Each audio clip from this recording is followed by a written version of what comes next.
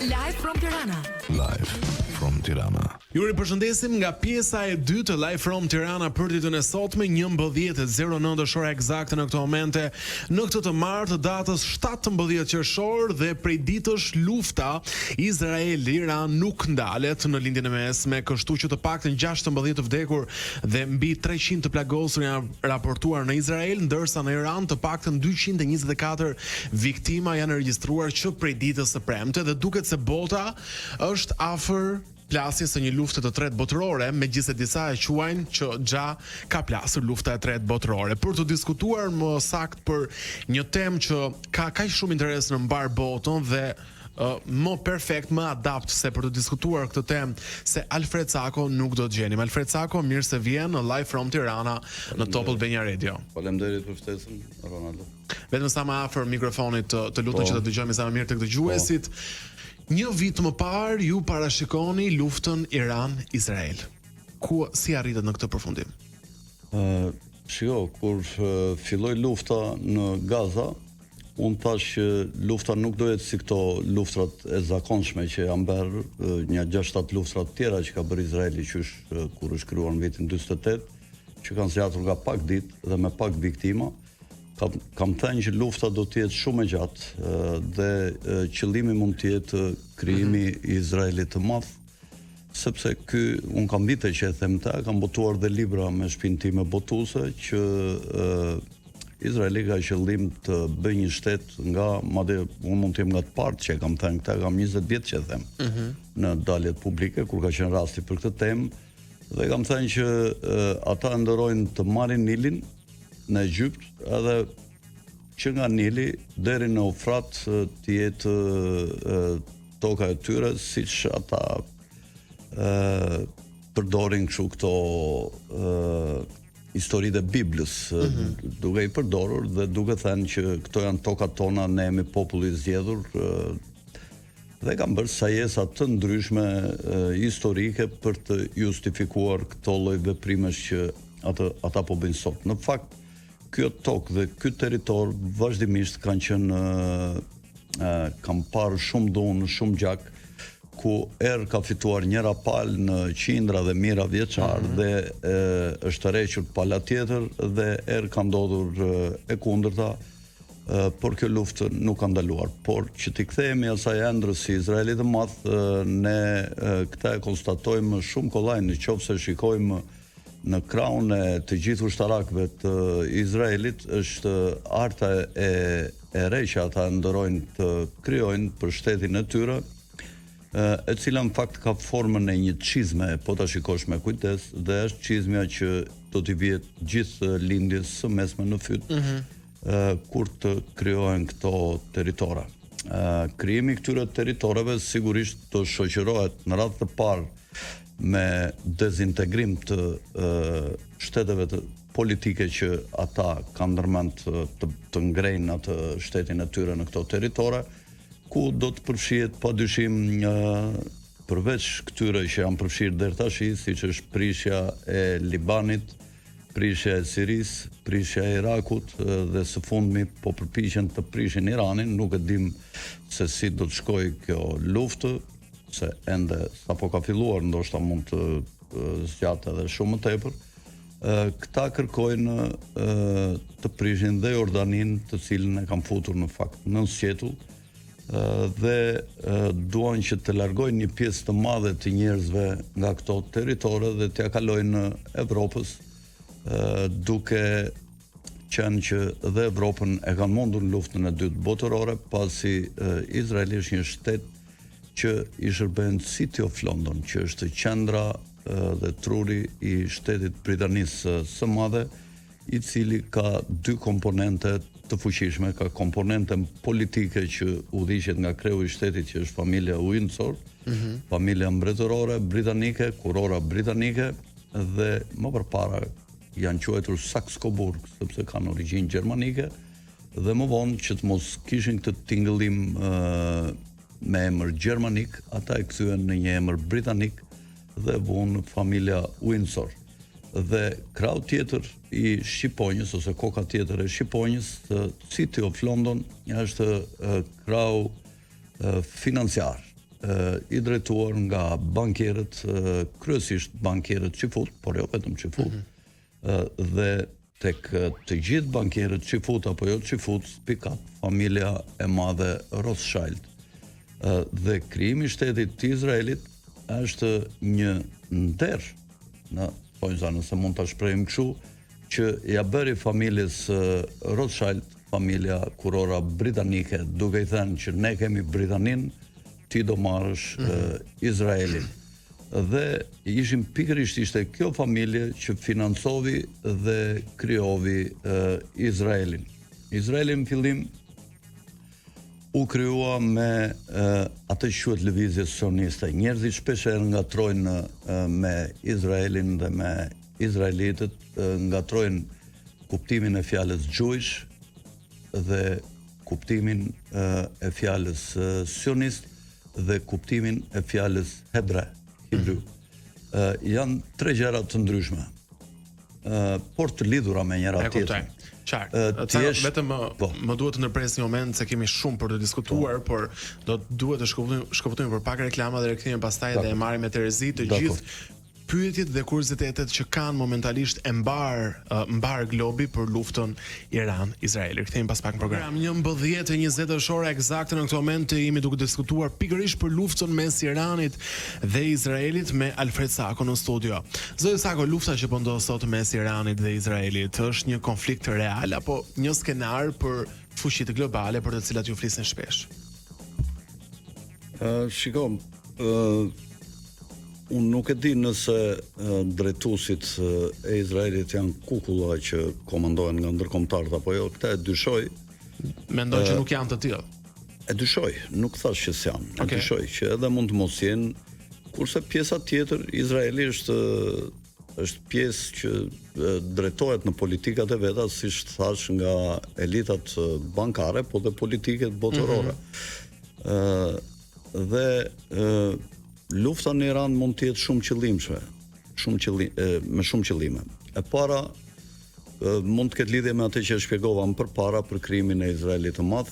E dyta mund të jetë lidhur me rritjen e çmimit të naftës, ku shumë kompani kanë interesat e tyre, po kjo sigurisht mund të shërbejë dhe Rusisë, e cila ekonominë e saj e bazon shumë ke shitja e naftës dhe e gazit. Në lindje tash, sepse Evropa kanë filluar të ketë rritje të çmimit të naftës. Po ka pasur, çdo ditë është rritur nga 7-8%, 6% çmimi për fuqi.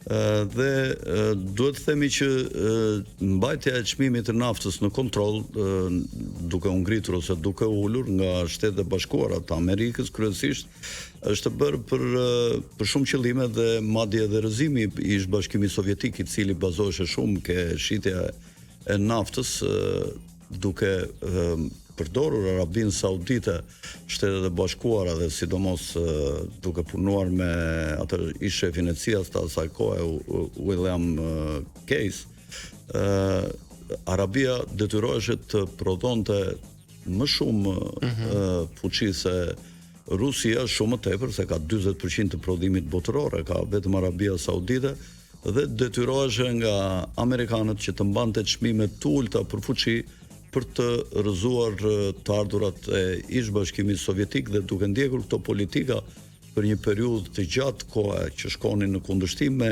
interesat e Arabisë dhe të kompanive amerikane që merreshin me prodhimin e naftës me kosto të ulët, u arrit që u rrëzua Rusia. Tashi presidenti Trump mund të ketë qëllime të tjera, sepse duket që ka një aleancë të fshehtë mes Shtetet e Bashkuara dhe Rusisë, dhe ndoshta me këtë goditje që po bën Izraeli, edhe me ndihmën e amerikanëve, me ndihmën logjistike. Megjithëse zoti Trump ka thënë që ne s'kemi kurfar lidhje me këtë përplasje. Po ka thënë, po në fakt avionët furnizues amerikan i kanë furnizuar në ajër avionët F-35 dhe F-16 të flotës ajrore izraelite, pasi ata nuk mund të bëjnë më shumë se 2000 km me një furnizim karburanti, dhe i bie që vajtja ardhje është 4000 km distanca midis Izraelit dhe kufimeve të Iranit. Kështu që ata ose zbresin në bazat amerikane që janë në rajon, në Bahrein edhe në vende të tjera, ose furnizohen në ajër me karburant, dhe ne kemi parë disa video se si ata janë furnizuar në ajër me karburant. Dhe këto furnizime sigurisht që i bëjnë Shtetet e Bashkuara, por njëkohësisht Shtetet e Bashkuara me teknologjinë e tyre kundërajrore kanë ndihmuar në rrëzimin e shumë raketave të Iranit që janë drejtuar në drejtim të territorit të Izraelit, pasi Iron Dome e Izraelit ose ajo mbrojtja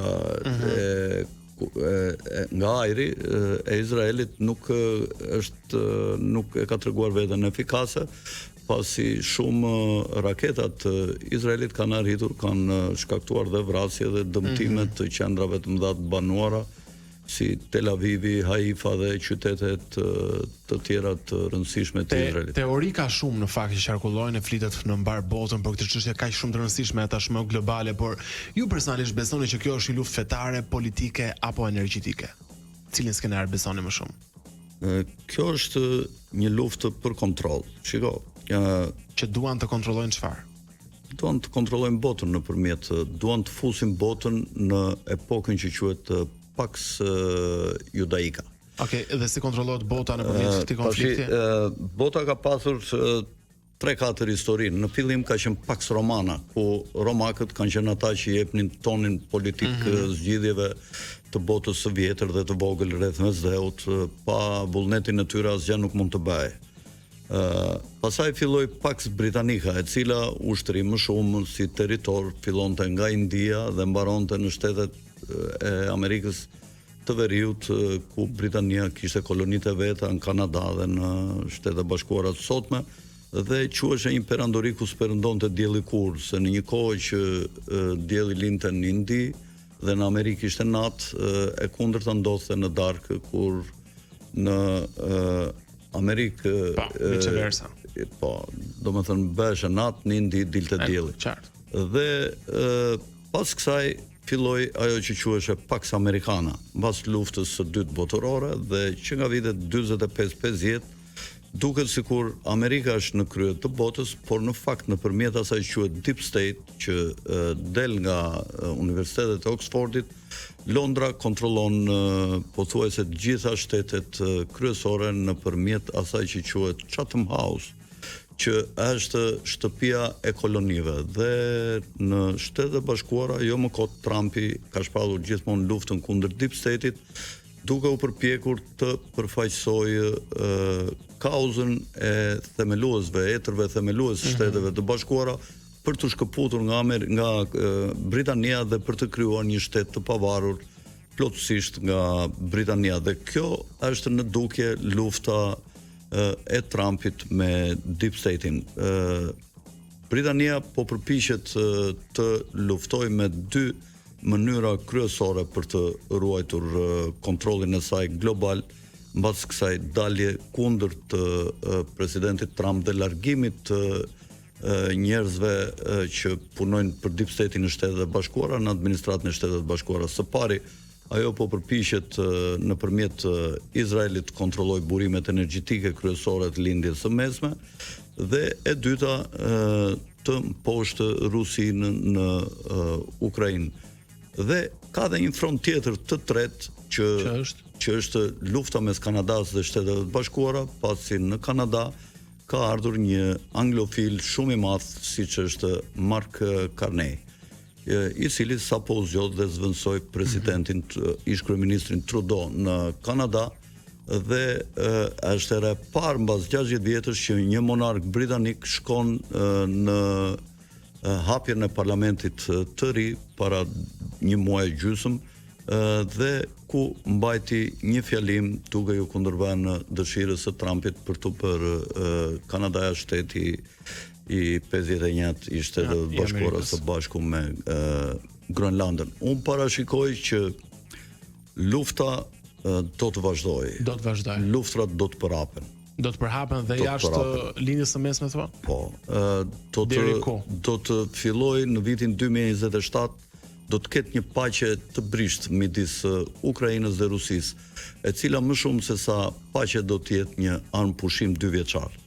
Dhe mbas 2 vjetësh, pasi Evropa, e cila ka shumë para nëpërmjet bankierëve të saj, të riarmatoset fuqimisht, e cila ka filluar Britania, Gjermania, Franca, kanë filluar një garë të jashtëzakonshme armatimesh dhe nuk e tregojnë edhe nivelin e financimeve të kësaj gare armatimi, shumë të lartë do përpiqen të shkatrojnë dhe të hyjnë në luftë me Rusinë në vitin 2027. Kur të hyjnë në luftë NATO-ja me evropiane, domethënë pa Amerikën, me Rusinë, Shtetet e Bashkuara do ndjekin politikën izolacioniste dhe do t'i tërheqin gjithë trupat e NATO-s, trupat amerikane të NATO-s nga Evropa. Dhe në këtë kohë Amerika mund të sulmojë të godasë Kanadan dhe Groenlandën. Ndërkohë, këtë moment do ta shfrytëzojë Izraeli që me ndihmën e Evropës, në aleancë me Evropën, do përpiqet të marrë toka dhe nga Egjipti dhe nga Jordania, duke krijuar Izraelin e madh dhe duke dëbuar banorët e këtyre vendeve dhe duke lënë shumë pak banor. Dhe Kina njëkohësisht do përpiqet të marrë Tajvanin dhe të kontrollojë gjithë detin e Kinës Jugore, ta kthejë në një liçen ku të mos ketë ujëra ndërkombëtare. Nuk e dim nëse do të hyjë në luftë Amerika në krah së bashku me Japoninë dhe me vendet e tjera të Oqeanisë si Filipinet, Indonezia, Malajzia, por dhe më poshtë Australia, të cilat janë në një aleancë me Perëndimin, atë do të ndryjnë kundër Kinës, e cila kërkon të glabërojë të gjitha pasuritë detare të pamata të atyre zona në favor të saj dhe që dëmtojnë gjithë të vendet e tjera për lundrim të lirë dhe për arsye për shfrytëzimin ekonomik të deteve, për peshkime dhe për rrugët e shkurtë. Shqiptarët janë shumë të mirakosur se ku qëndron Shqipëria në këtë ngjarje, e cila duket që do zgjerohet sipas asaj që ju parashikoni, dhe se sa të rrezikuar jemi ne nëse lufta vazhdon zgjerohet. Të gjitha këto do më thoni më një herë pas një shkëputjeje të vogël publicitare. Dhe në këtë pjesë të fundit të intervistës që na ka ngelur, do mundohemi të shfrytëzojmë të gjitha. Cago, kemi shumë kuriozitete që duam të dim nga ty. Kështu që të mundojmë të kemi përgjigje sa më të shkurtra se më shkruajnë pafundësisht njerëz që po na dëgjojnë dhe duan të dinë shumë. E para, sa e rrezikuar është Shqipëria nga lufta Iran-Izrael? Nuk besoj që është rrezikuar nga kjo luftë. Shqipëria mund të ketë probleme nëse hapet në vitin 2027 lufta ndërmjet NATO-s, evropiane dhe Rusisë. Nëse hapet ajo, në këtë kohë Serbia mund të sulmojë veriun e Kosovës për të marrë ato komunat e veriut. Në 2027 që do të jetë një luftë me porosi organizuar nga vetë struktura drejtuese të City of London dhe kjo do ketë të bëjë me atë që nuk pranojnë as shqiptarët as serbët për të bërë shkëmbim territore me paqe. Dhe këta duan të marrin ato 3 komunat e veriut dhe të japin rreth 1000 km2, aq sa duan të marrin me serbë dhe të japin teritoret të banuara me shqiptar. Unë them që do të ketë shkëmbime me luftë, përderisa politikanë si Albin Kurti apo të tjerë nuk pranojnë që këto skema të ndërkombëtarëve për të qetësuar ujërat midis serbëve dhe kosovarëve të bëhen me paqe. Përderisa nuk i kanë pranuar, unë them që do t'i bëjnë me luftë. Lufta e tretë botërore ka nisur apo do të nisë? Po, lufta e tretë botërore nuk mund të quhet pa hyrë në konflikt të hapur me njëra tjetrën. Në një farë mënyrë ka hyrë në Ukrainë, sepse në Ukrainë ka marrë pjesë gjithë Perëndimi, ka qenë luftë me proxy war, por jo të përfshira direkt me trupa. Kur parashikon ti që mund të nisë një luftë e tretë botërore? Evropa, Kina, Shtetet e Bashkuara nuk kanë hyrë në luftë të hapur me ushtritë e tyre me ndonjë. Po syn këto të treja nuk mund të quhet luftë botërore. Kur parashikon që mund të jetë zyrtarisht së shpejti një luftë e tretë botërore nëse do të ketë? Po, unë them qofse hyn në luftë Evropë-Rusi, do të hyn në luftë Evropë-Amerikë, sepse Amerika do përpiqet në 2027. 2027 është Amerika do përpiqet të marrë Kanadan dhe Groenlandën që janë të evropianëve, të dyja këto territore, në një kohë që Evropa do hyjë në luftë me Rusinë. Unë kështu e parashikoj. Shiko, është më komod të mos parashikosh fare, siç bëjnë shumica, sepse tash për shembull këta nuk flasin, rinë dëgjojnë. Kur vjen 2027, nëse s'më del mua, edhe fillojnë ama s'të doli. Po le të flasin tash të thonë. Por ti ke rezultuar që parashikimet tua rezultojnë të vërteta dhe kanë dalë. Nga çfarë rrezikohet bota sot? Ne kemi kaluar shumë situata, vitet fundit tërmete, pandemi, Covid e të gjitha me radhë. Tashmë jemi në prag të luftës së tretë botërore. Çfarë parashikon ti që ka një sër rreziqesh që do të krijohen apostafat për të bërë depopullim? Këto luftrat që themi ne janë për të vrarë rinin, domethënë është një mënyrë për depopullim. Shkatërimi dhe mizeria ulin nivelin e ETS-s dhe ulin moshën mesatare të vdekjeve. Pra do të vdesin më shumë njerëz në një moshë më të re mbas këtyre vuajtjeve të mëdha, ata që do të mbeten gjallë. Rreziku tjetër është nga uria, sepse duke u bërë këto luftra bllokohen burimet energjetike. Po bllokuar tash për shembull xhiri i Ormuzit, ulet sasia energjetike që ka nevojë njerëzimi për të përdorur dhe kjo ul kapacitetet prodhuese. Ulja kapacitetet prodhuese sjellin rënien e ekonomisë, rënia e ekonomisë sjell rënien e standardeve të njerëzve. Uria, duke u zhvilluar luftra në vende ku janë fusha që mbillen me drithra pafund, siç është aty ku po zhvillohet lufta Rusi-Ukrainë, dikur mbilleshe 30% e prodhimit botëror të grurit në botë. Kjo shkakton sigurisht rritjen 30% të urisë shumë njerëzve që blinin grurin nga këto territore. Dhe e katra dhe jo më e parëndësishmja është shkaktimi i plandemive tjera që kanë ndërmend të bëjë organizata botërore e shëndetësisë dhe këta synojnë në fund të futin paranë elektronike që është vitin që vjen dhe do thonë që paraja do zhdukin keshin pra, do synojnë të bëjnë këto, po do zhdukin keshin, paranë e prekshme dhe paraja do t'jetë elektronike, numra në një kompjuter qendror të bankave qendrore.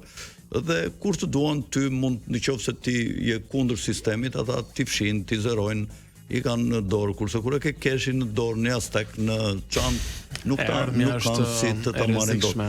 Por paraja elektronike do të bëhet për të detyruar se do të heqin dhe kartat për të përdorur paranë elektronike. Në fillim do thonë çka s'ka ndonjë gjë se duam të eliminojmë paranë e zezë nga krimi që qarkullon në të zezë. Dhe duket si ide e bukur, por dhe do thonë që do përdorni kartat, nuk ka ndonjë gjë, dhe njerëzit thonë mos ka ndonjë gjë, përdorim kartat. Kartat, pastaj në fund do lëshojnë një pandemi prap, jo pandemi, plandemi, edhe do thonë është rrezikshme, duhet të kontrollojmë temperaturën e trupit, se do ta bëjmë nëpërmjet një mikroçipi, por në ky mikroçipi do të futim dhe dhënat tuaja, ju s'ka pse të mbani pasaporta, patenta, i keni këtu të gjitha. Dhe duket prapë si ide e bukur. Ora dalë se që nga ide e bukur kjo të mbajmë këtu parat, të mbajmë këtu të gjitha dhënat tona biometrike, madje të hapim derën e makinës nga larg, të hapim dritat e shtëpisë ose edhe çelësin e shtëpisë nëpërmjet mikroçipit, siç hapet dera e makinës kur ke çipin çelësin me vete ti që afrohesh. Këto makinat e fundit që hap derën s'ka nevojë as shtypësh buton as gjë. Bëj me gisht tua. Po, dhe në shtëpi për shembull, kur të afrohesh ke dera ti për shembull afër gjysmë metro afër me çip, ajo e ndjen dhe prap hapet vet, kupton? Ti thua sa bukur, sa mirë është ky çipi. Mirë, po nëpërmjet çipit edhe mund të vrasin sepse të lëshojnë një valë të personalizuar nëpërmjet antenave dhe satelitëve, të lëshojnë një valë me frekuencë të lartë, shumë të lartë, për shembull 20 gigabajt. Dhe të vjen vetëm ty, sepse këto janë antena RFID që i ke ti brenda në trup. Dhe vetëm numri që ke ti këtu i çipit tënd e tërheq atë valën. Dhe ty të vjen dhe ti në gjumë mund të vdesësh, kupton? Pra do të bëhen njerëzit më keq se në komunizëm, do kenë frikë të flasin kundër sistemit, do të jenë gjithmonë të monitoruar, kë takojnë me kërinë, Syri Big Brotherit përveç të gjitha kamerave që kanë vendosur dhe po vendosin tash nga do që vëm ne në për ura, në për makina. Kudo janë shtuar shumë. Domethënë është duke u ndërtuar Big Brotheri i madh që do të kontrollojë të gjithë njerëzit. Domethënë Big Brotheri që kemi parë për vitesh në ekran, tashmë po bëhet realitet, ne do të jemi të monitoruar gjithandaj. Është thjesht një mësim, duke parë Big Brotherin ne të mësohemi që të jetojmë gjithkohës të survejuar. E frikshme. Shumë e frikshme, nuk do ketë jetë private fare. Pastaj më vonë do nxjerrin ligj, për shembull, do ndodhë një vrasje në familje, do vras burri gruan ose gruaja burrin, do ngrihen në parlament këta o të shiturit o idiotët. Dëgjoj, të vendosim kamera dhe brenda shtëpive, policia t'i mbajnë në monitorim dhe brenda ose gratë kërcënohen janë kështu. Edhe do thon, po, ka drejt të rritet siguria. Po, edhe do thot vetëm në banjë nuk do keni kamera. Pastaj në gjithë shtëpinë do ketë kamera. Të mos guxosh të rafësh fëmijën se bullizon, të mos guxosh të rafësh gruan, të mos guxosh ta prekësh se ne mbrojmë gruan, ne mbrojmë të doptit, ne mbrojmë fëmijët, kupton? Kjo në fakt bëhet vetëm për survejim dhe për kontroll. Po shkojmë drejt fundit Shutcaka? Po shikoj si synimi, 300 familje të mëdha që nuk përbëjnë më shumë se 1 milion banor, këta do jenë të lirë, këta do jenë të pa mikročipuar, këta stokena, nga këto do jenë siç kanë qenë. Mikročipa do jenë vetëm për ne që këta synojnë të bëjnë 1 miliard banor, shtresa normale. Dhe ndërkohë në vend të banorëve të tjerë që do të eliminohen, pra 6-7 miliard banor, këta do të bëhet fjalë mbas viteve 2030-2040, këta do të bëjnë robotët. Dhe do të vesh ti për shembull në një fabrikë do jeni të punësuar 3 veta, nuk do jenë 3000 në një fabrikë. Të tjera do jenë robot. Të tjerë do jenë robot. Ju do vinin mëngjes, do ndisni pultet, do t'i fusnin punë ata. Kur mbaron puna, do t'i fikni, do t'i vinin karikim me pultet tjera që ata të karikojnë gjithë natën. Ata nuk kërkojnë as pensione, nuk kërkojnë as spitale, as sigurime shoqërore, as gjë. Kupton? Ata ju prishin një ngranazh, ta ke gjenti as vendson, edhe është aty prodhime do të ketë në nivelet larta, këta do të jenë përsëri të pasur, këta na kontrollojnë ne, ne do kontrollojmë robot. Edhe pak minuta, po dua të dal pak nga tema. Pse ka shumë kuriozitet online nga shumë njerëz? Pse së fundmi, të paktën 2024, 2025, po bien kaq shumë avion? Nuk kemi dëgjuar kurrë më parë për kaq shumë shpërthime për plasje apo rënje. Këto janë të qëllimshme. Kjo ka qenë pjesë e skemës lojës sepse këta nuk duan të lënë me njerëzit të udhëtojnë sipas qefit, pasi të bëhet kjo, të arrihen këto gjëra. Këta pra kur të fillojë të vendoset dora e Big Brotherit në çdo sektor, këta do të thonë, do nxjerrin ligj që ti duhet të tregosh një arsye shumë të fortë pse do të udhëtosh për një Kenan në smur nga Amerika në Shqipëri, kupton, do japësh arsye shumë të forta që këta të lejojnë. Numri avionëve do të bjerë, nuk do të ketë udhëtime kaq të mëdha dhe këta e bëjnë paralelisht dhe paraprakisht duke ulur nivelin e sigurisë të avionëve që njerëzit të thonë, okay, më mirë të tramben, thonë, që duam këto udhëtime kaq të mëdha, kupton, më mirë kështu kur ka pengesa justifikohemi ke njerëzit tani, themi nuk erdha dot se smora do të lej nga qeveria dhe njerëzit nuk lëvizin për qef, nuk bëhet fjalë që do lëvizin njerëzit, po. Do të vi dita që ne nuk do të usojmë dot për qef. Makinat duan të bëjnë elektrike që të jesh gjithmonë i kontrolluar, që me satelit të bllokojnë dyert, të shtojnë gazin, të heqin frenot dhe të vrasin me makinë nëse ti për shembull je kundër Big Brotherit, komenton në rrjetet sociale kundër rendit kushtetues që kanë vendosur Big Brotheri, kundër diktaturës. Edhe futja e makinave elektrike është një strategji e rendit botëror, thoni për të na monitoruar. Po, dhe përveç dhe të monitoron ku je nëpërmjet baterisë, të monitorojnë ku ke shkuar, ku ke takuar, ku je parkuar, e di në çdo moment ku ndodhesh dhe njëkohësisht ajo përdoret si një armë vrasëtare, po me efekt të gjatë, pasi ti e brenda 1 milion apo 2 milion telefonave celular, që mund t'i kesh të ndezur këtu rreth e rrotull 1 milion celular, ti je vazhdimisht 7 orë, 8 orë në gjitha miliona telefon, se ajo është e barabartë me miliona telefon, pra ti je gjithmonë në frekuencat e larta që prodhon bateria e madhe e litiumit të makinës. Dhe presidenti Trump bëri një veprim shumë të mirë kur tha nuk të ketë afat ta përtequr makinat me karburant, do të jenë paralel tha dhe këto njerëzit le të marrin këtë duan tha, po makinat me karburant do të jenë ai ndaloi përdorimin vetëm të prodhimit të energjisë së gjelbër, që janë agjendat e këtyre globalistëve për të ulur fuqinë, sepse me mullinë të erës dhe me këto xhamet që prodhojnë energji, nuk prodhohet dot energji me fuqi të madhe për të shkrirë çelike, për të kupton, dhe këta duan të ulin fuqinë e energjisë, sepse energjia është fuqi ekonomike dhe fuqia ekonomike sjell prosperitet dhe rritje të popullsisë. Këta duan t'i ndalin. Ky Philip Mountbatten, burri i Elisabetës, domethënë burri i mbretëreshës, kur e pyetën një herë para 10 vjetësh, i thanë çfarë do dëshironje të ishe në jetën tjetër, në qoftë se beson ke rimishërimi, ai tha unë dua të jem një lloj insekti, tha, që të shkaktoj sa më shumë vdekje ke njerëzit, sepse e keqja e madhe e botës janë njerëzit. Edhe një pyetje të fundit për ta përmbyllur e për t'ju falenderuar shumë që ishit në Live from Tirana. Kryeministri i vendit Zoti Beka ka reaguar për luftën mes Iranit dhe Izraelit, ndërsa të paktën kryeministri i vendit. Po, Edi Rama. Ndjes, më fal, presidenti i vendit. Po.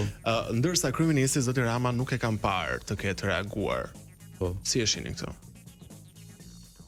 Po, zakonisht në këto raste presidenti është ai që mban këto linjat e gjeopolitikës. Po, zakonisht nëse Rama ka diçka që ta bëj, e bën. Dakord, po Rama mirë ka bërë që është treguar i kujdesshëm se shumë e ka tepruar me mbështetjen e Izraelit gjatë gjithë këtyre kohërave që Izraeli ka bërë genocid mbi popullsitë arabe në Palestinë, në Siri, në Liban dhe së fundmi në Iran. Ka bërë mirë thua që ka qëndruar i tërhequr në reagime publike. Jo, në këtë radhë ka bërë mirë, po ai nuk ri pa folur nëse ata ja kërkojnë, sepse ai nuk është një kryeminist. Kush e kërkon? I shqiptarëve, po është një kryeministër i ndërkombëtarëve dhe vepron sipas agjendave të kryesisht të sionistëve dhe të City of London. Nuk është një kryeministër me byth që të mbaj qëndrime të pavarura dhe në interes të shqiptarëve. Kështu ka qenë dhe kështu është. Dhe është dhe vështirë që të jesh një kryeministër i fortë, por nuk është e pamundur. Ka njerëz që mund ta bëjnë pa u prishur dhe me ta dhe duke mbrojtur dinjitetin e shqiptarëve. Zonë dhe zotrin, ky është Alfred Sako, i drejt për drejt, troçe dhe zakonisht me parashikime që idealin siç ishte ky i shpërthimit të luftës aktualisht mes Iranit dhe Izraelit. Të falenderoj shumë që ishe në Live from Tirana dhe të uroj një të marrë të bukur në vazhdim. Faleminderit. Mirë, këtu përfundon dhe ky program për ditën e sotme. Ju që e keni ndezur radio me vonesë dhe dëshironi të dëgjoni këtë bisedë interesante, mund ta gjeni në kanalin tonë zyrtar në YouTube vetëm pas pak çastesh. Ne ridëgjojmë nesër, deri atëherë nga Ronaldo Sharka, kalofshit bukur.